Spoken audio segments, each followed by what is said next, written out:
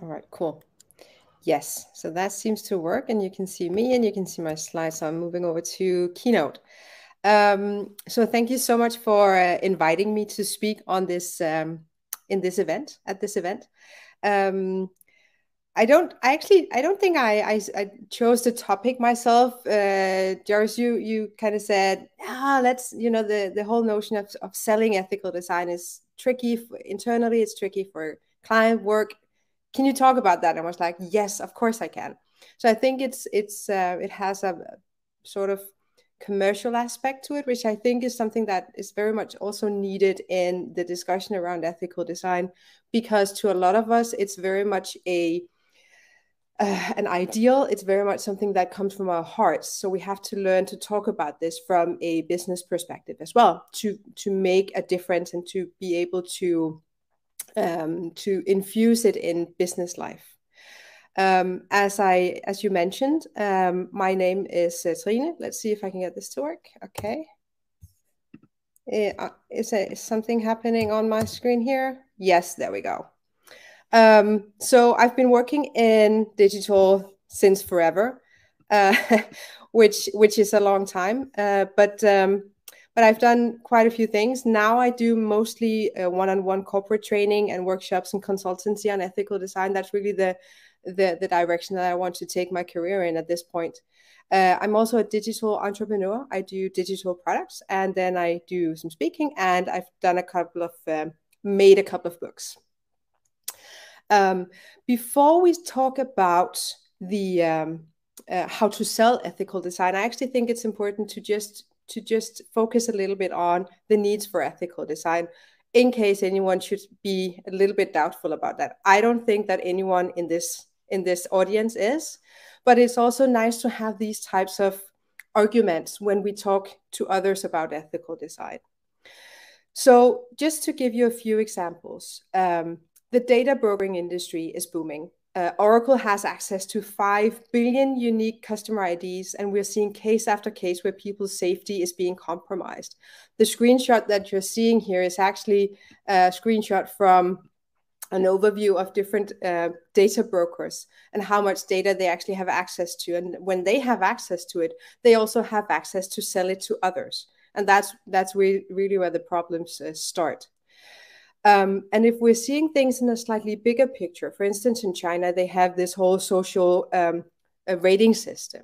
And if we're looking at that kind of stuff in a bigger picture, I think we're facing a very scary future where we might be profiled and deemed a liability for health insurance, for jobs, for bank loans. And if we think this only happens in China, we have to think again. In the US, one of the biggest insurance companies decided only to sell health insurance to people who are monitored by wearables or smartphones. So it's not just happening in areas of the world where we in the West perceive as being less legislative on this type of thing. And just to give you a few more data points, nearly 1.5 million children under the age of 13 have access to or have a Snapchat account, but the age limit is 13. Just to give you, and this is actually quite old figures. This is back from 2018. You can only imagine how many children now today have access to a platform where they're not supposed to be, and to a platform that do not protect their rights because they don't have a right to be there. So they're breaking the law. So why should the platform protect them? That's always sort of the card that the platforms raise, is that, well, they're not supposed to be here, so we can't protect them. But they know that they're there and they're using their data. But ethical design doesn't just happen with data. It doesn't only rely on data. It doesn't just happen on that kind of note. There are loads of examples of services who take advantage of our brain's weaknesses. For instance, on loss aversion. So the example that you're seeing here is Viagogo. Viagogo resell tickets to different types of events. And they are a particularly nasty example. Here in this one screenshot, you're seeing 6 instances of loss aversion triggers in one single screenshot. So this is also unethical design, because one thing is that we feel that it's annoying that we get all these triggers. But to people with, for instance, multiple sclerosis, this can actually trigger attacks and stress, and them feeling very poorly afterwards after they've seen screens like this. So there are lots of nuances in ethical design like that. We're also seeing, examples like this. The tiniest. I love this tweet from Dr. Clara Nellis, who says, as a particle physicist with a PhD in the smallest things in the universe, I can confirm that this is 100% accurate. The thing that's 100% accurate is that the X on the mobile ad is the smallest thing in the universe. This is also unethical design when we see this in UIs all over the place, especially considering that a lot of these, for instance, game UIs are designed for children that have more coarse motor skills, so they have an even harder time hitting that X than an adult would. But things are changing around us. We are seeing huge megatrends in consumer behavior. So megatrends can best be described as currents or large forces that are capable of making global change. And we're seeing a couple of different megatrends right now that is interesting to ethical design.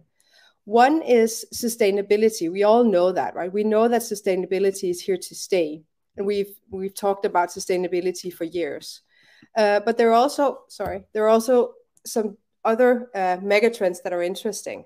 Responsibility is another megatrend. There is an increase in demand for responsibility.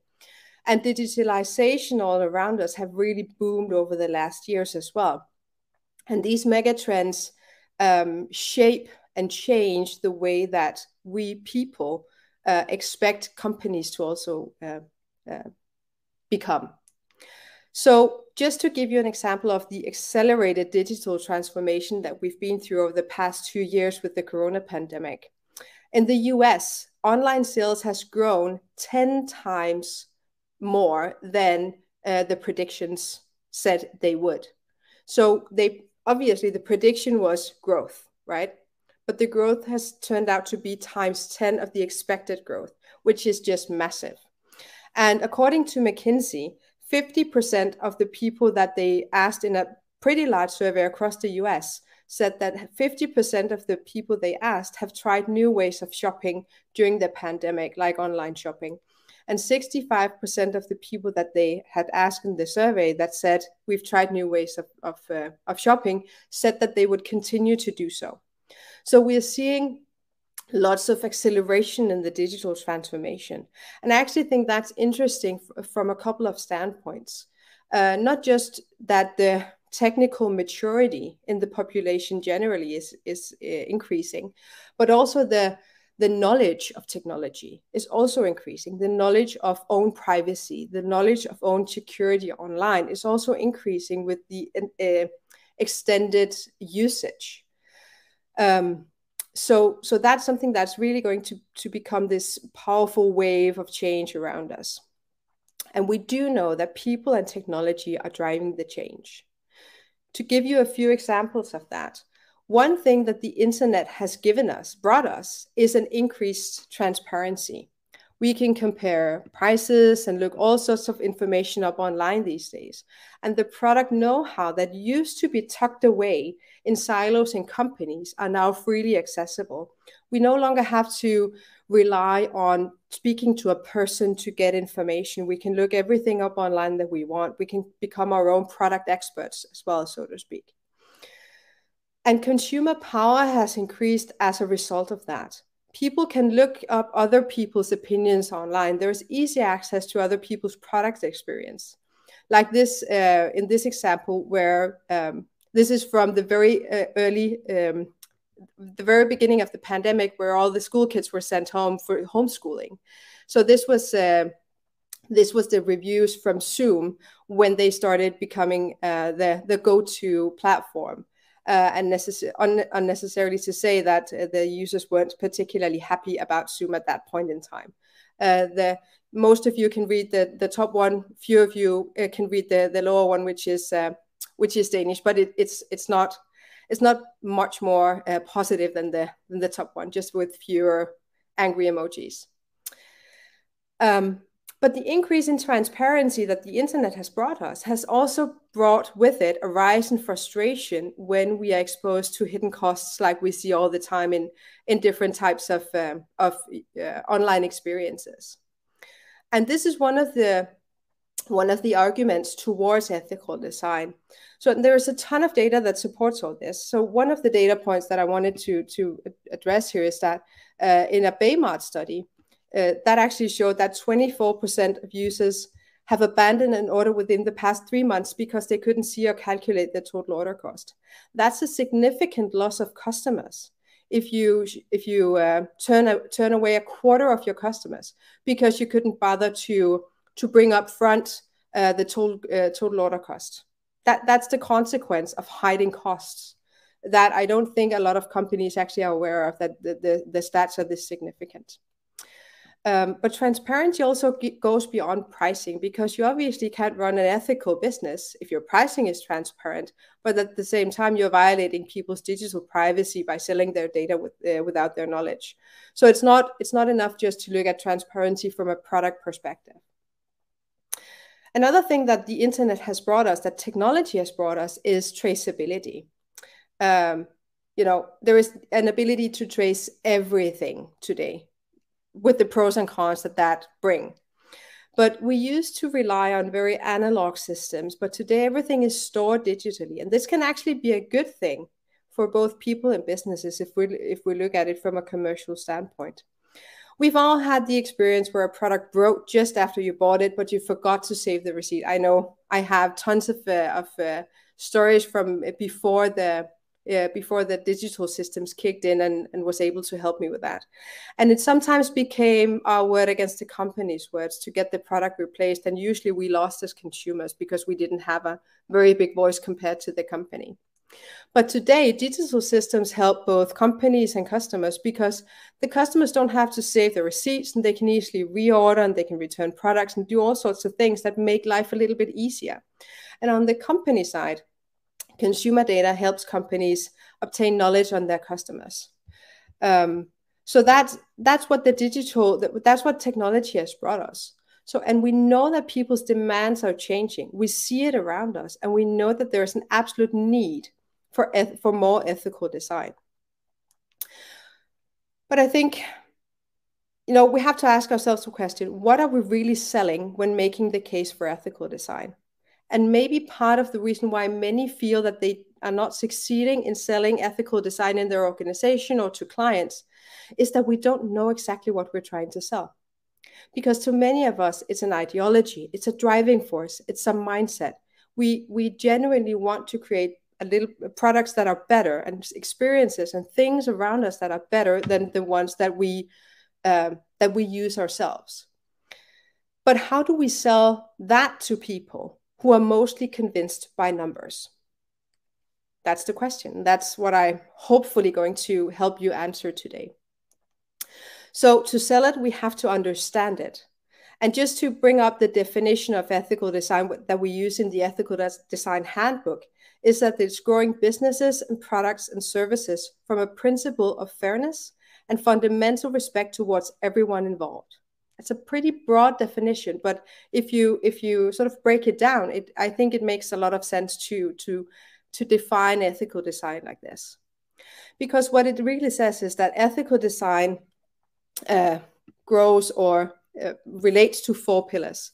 It relates to the way that we run our business, the way that we design our products, the way that we treat our people, the organization and team and customers alike, and the process in which with which we work. And it's really about building ethical standards and practices into digital life, into daily work life. But if we look at this a little bit closer, what I think makes sense to see and to say is that, okay, for a business, what is ethical design in business? It's responsible decision making. That's what we're selling. We're selling risk management, because we're actually reducing risk, all sorts of risks. We're selling cost efficiency.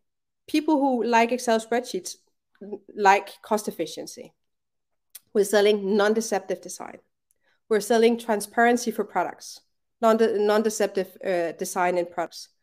We're selling employee autonomy, employee happiness, and we're selling human-centered design for process.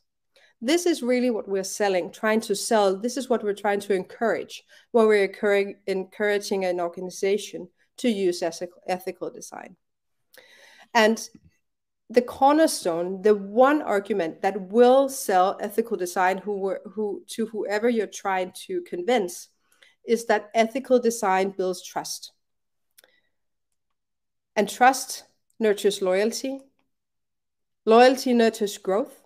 And if you take nothing else from this that I'm talking about in this event, remember that loyalty nurtures growth, not just growth, but sustainable long-term growth. That is why we should use ethical design to a much greater extent than we're doing today. Because brand trust and customer loyalty are both business objectives. This will resonate with a business owner. This will resonate with management. This will resonate with clients. And there is a ton of data that supports the importance of brand trust, the business importance as well of brand trust. Salesforce did a report called State of the Connected Customer, which is based on data from 8,000 customers and business buyers across the world. And they found that 65% of people in the survey stopped buying from companies that did something they found distrustful. 65% said, no, thank you. I don't trust you. I'm taking my business elsewhere. That's a significant statistic. And this Salesforce report also found 8 factors that were particularly connected to trust. And I'm highlighting a few of them so that we can actually walk through them bit by bit. So one of them is honesty. That's one of the main factors of transparency, or sorry, of trust. That's the best strategy to gain consumer trust, customer trust, is to be honest.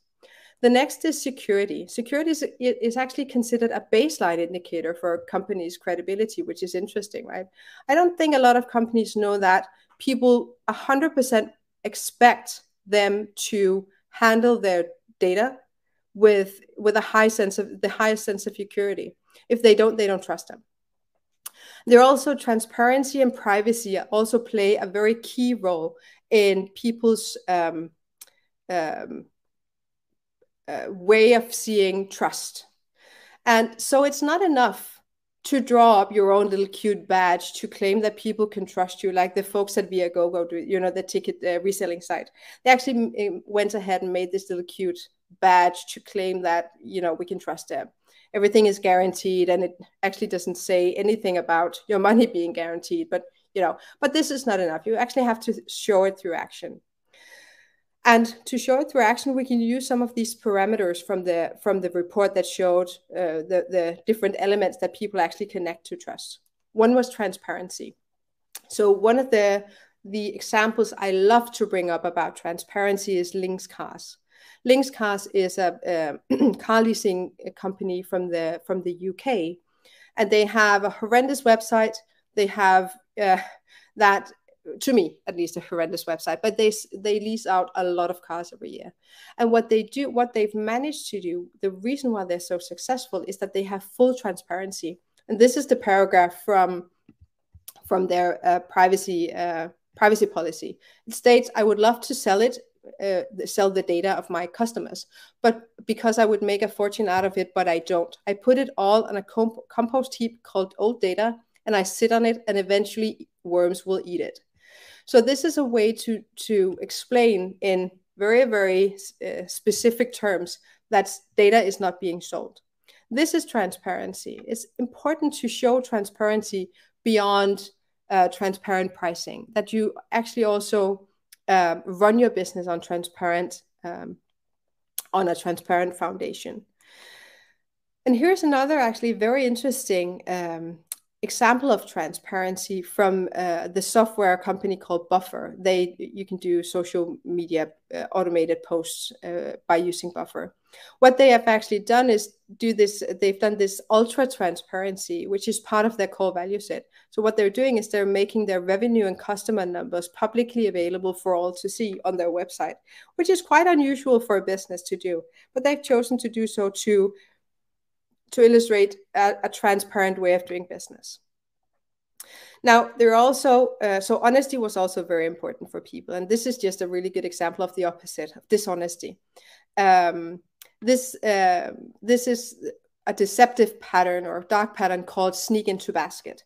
So Huel sells nutrition supplements, and they actually don't do this anymore. I think they got so much negative backlash on social media that they stopped doing this altogether. But they used to put two products into customers' baskets at the moment you accessed their shop online.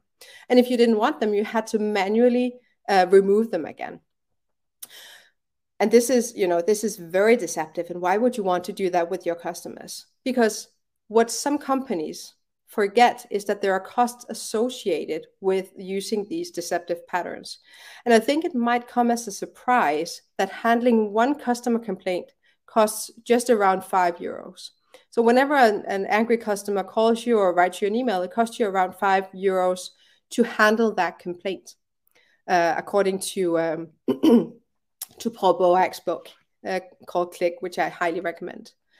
And not just the actual cost of handling these types of complaints. We haven't even talked about negative social media mentions, returning goods, and handling buyer's remorse. All that comes with a cost. It's not like the person who handles the negative social media mentions doesn't have to get a paycheck. It's not like the people who have to deal with all the return goods don't get a paycheck. And I think also, and this is something that we neglect to talk about, is that all the people who are employed in these positions, all the people who companies force to sit in, not force, but they're hired in to do so.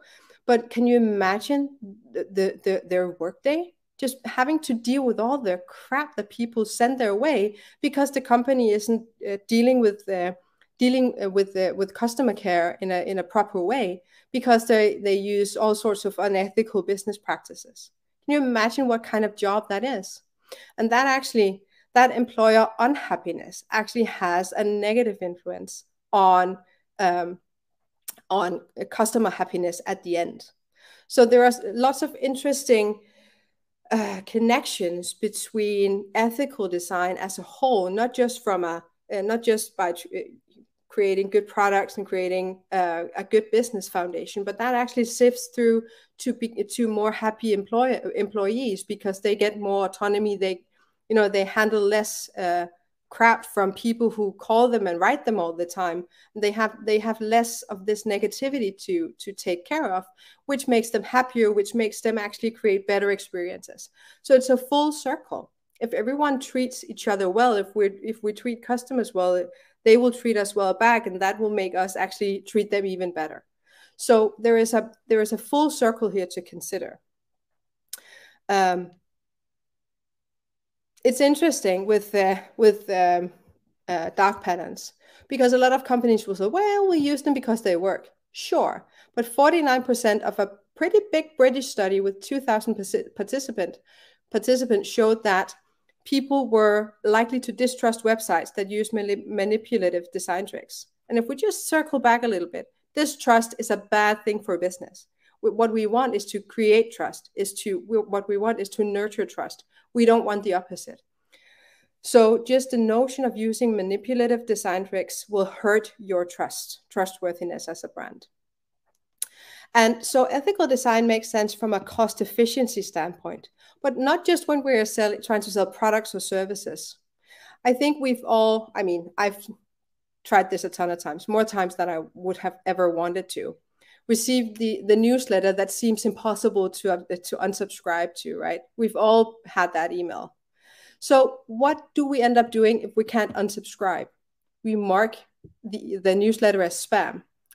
And the consequence from a business perspective, when a customer marks your email as spam, is greater than you think. What happens is that you get a reduced marketing reach, because no emails from that point on, from the company, from that domain, can reach the customer ever again. So even just doing making a poor unsubscribe experience can actually hurt your cost efficiency quite severely. Now, so if everything I've gone through already isn't enough to prove the advantages of ethical design, I'll put just a few more data points into there. I've put just a few more data points into the slideshow. In the in the State of the Connected Customer report, 84% of the 8,000 people who participated said that they were more loyal to companies with strong security control, and almost half had stopped buying from a company due to privacy concerns. Almost 50% of people, almost 4,000 in this very, very massive survey, almost 50% had stopped buying from a company due to privacy concerns. Don't tell me that this won't affect your business. And the latest version of the Salesforce reports actually says something very interesting that I don't believe that we have discussed that much yet, but we will. That people are increasingly turning their backs to companies whose values don't align with their own. So in this case, 61% of this very massive pool of people who participated said, I have stopped buying from a company whose values didn't align with mine. How do you cope with that as a company? Well, you can't if you're not strong on your own values. And if you divert from those values, if you don't practice those values, then you will have customers, a lot of customers, who turn their backs on you. And the thing is, people vote with their feet more than ever before. And they almost always have an alternative if they stop trusting a business. There are very, very few businesses that don't have a competitor that will offer almost the same, right? We can almost always find that alternative. So really the strongest business case for ethical design is that it strengthens brand loyalty, and brand loyalty is one of the most important assets a company owns, and it's something to protect. And we can do that through ethical design. That's the primary argument that you bring forward to someone that you want to convince on starting on ethical design. And then it can kind of unfold from there. So I actually also want to address something slightly different, and yet again, something very, very close to it.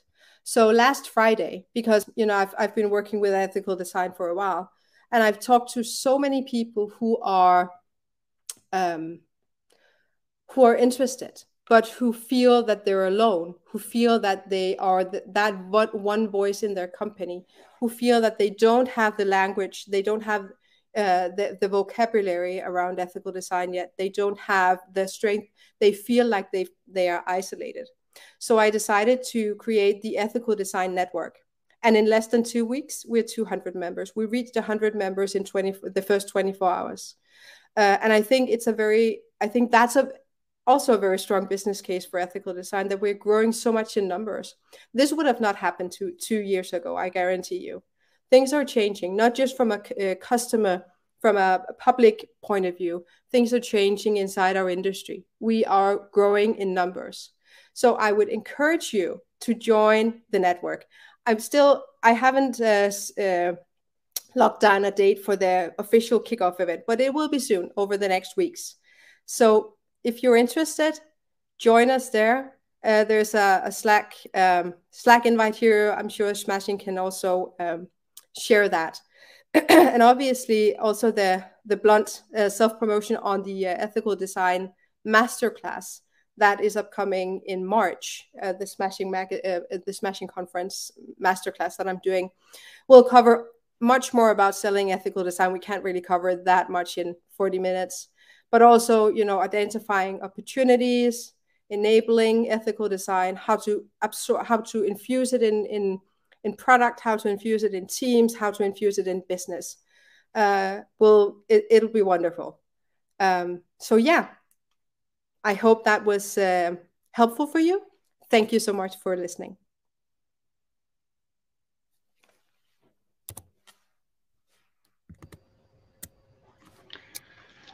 Thank you very much, Trine. That was really helpful and interesting. And practical.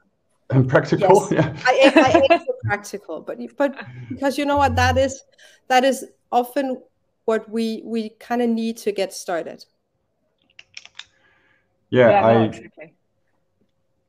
I always, ethical design is one of those topics which I can read on forever about, and then day-to-day work sometimes kind of, that's where it becomes hard, right? That's you can have a lot of good ideas and intentions on paper, but then sometimes you have to make hard decisions. So one of the things I wonder, because you have a wealth of data about people who are saying, if we don't trust the organization, we're not going to buy from it, right? And I've been hearing that for the 20 years I've been working, and sometimes I think, yeah, we're really moving in the right direction and people are actually putting their money where their mouth is.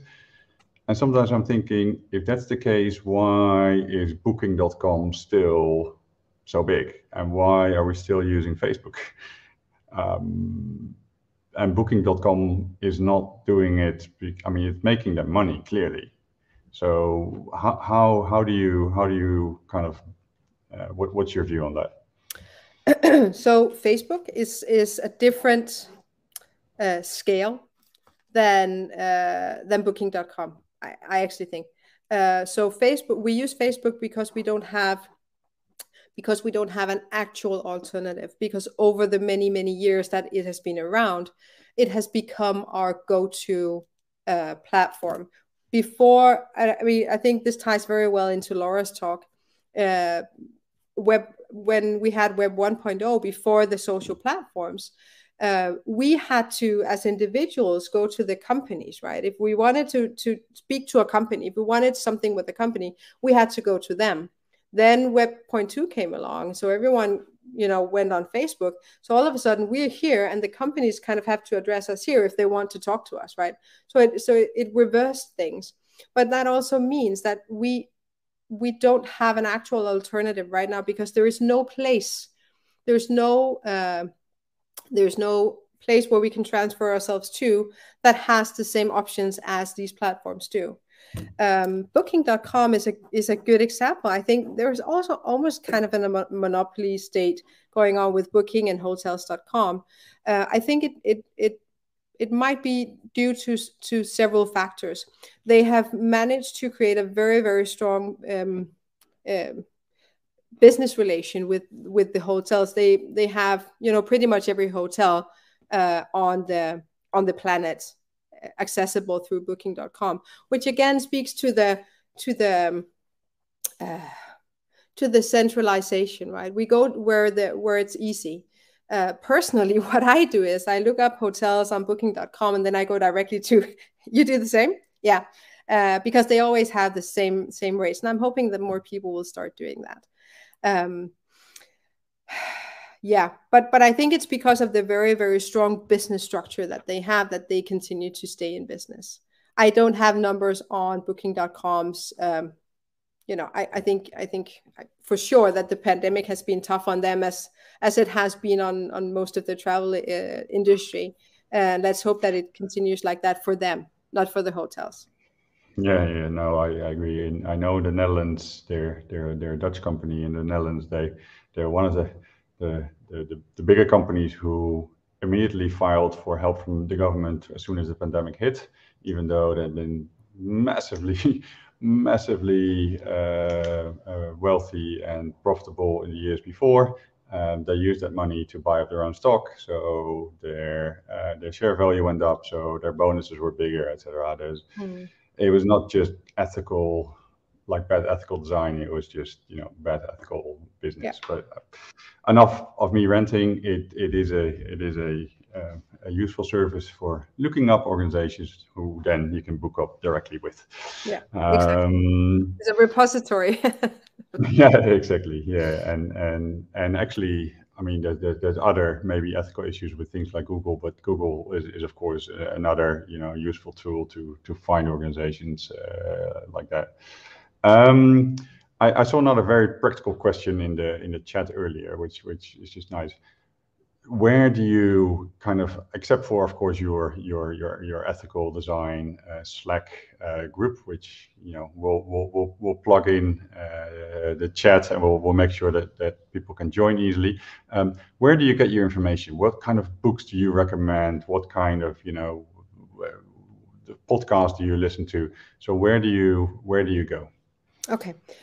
Yeah. So actually, we also have a recommended resources channel on the Slack group, and that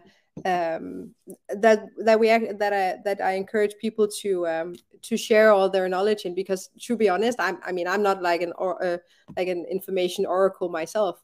I just absorb all the information that I can, but collectively we could just cover so much ground.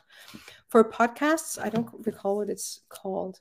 I'm listening a lot to one these days. Hang on, let me just find it. It's called Surfacing, which I really enjoy. It's by let's see, Andy and Lisa. Forgot their names. Andy Vitali is one, and what is Lisa's last name?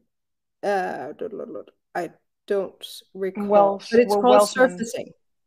Surfacing is a really cool podcast for stuff on digital governance, and that's also something that's very closely connected to ethical design. Is to make sure that the governance is in place, right, internally. I've read a lot of interesting insights on one of the things that I touched briefly upon in the talk, the whole balance between employer happiness and customer happiness, and in exchange growth. And it's a very powerful and very the data is very strong on this, actually, that if we manage to increase employer happiness and employee autonomy and responsibility and things like that, that actually results in better customer experiences, because people just perform better when they're happy. They perform better when they get responsibility, and that in turn creates more growth. So it all sort of ties together as an ecosystem.